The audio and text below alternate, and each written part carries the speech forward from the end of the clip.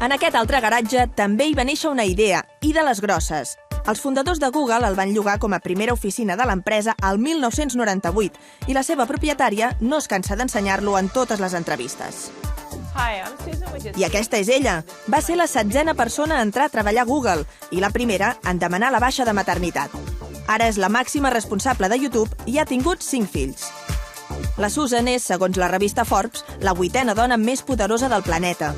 Just després hi ha Meg Whitman, que durant 10 anys va estar al capdavant d'eBay. Va fer créixer l'empresa de 30 a 15.000 treballadors i des del 2011 és la directora general de Hewlett-Packard.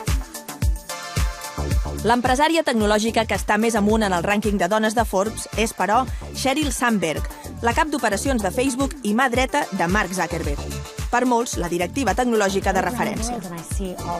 Elles són els 3 grans exemples de com la dona s'ha anat fent lloc en un sector històricament molt masculí.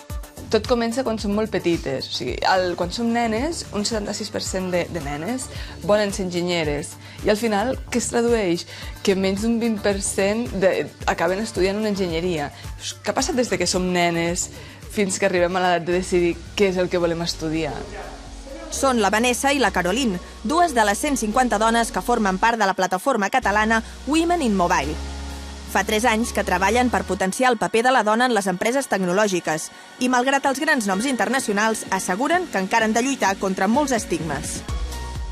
Claro, es una mezcla de muchas cosas, de la educación que podemos dar como padres, de las escuelas, del gobierno que quizás no incentiva que haya, por ejemplo, la programación como una asignatura obligatoria, como puede ser el inglés, porque al fin y al cabo es un idioma más.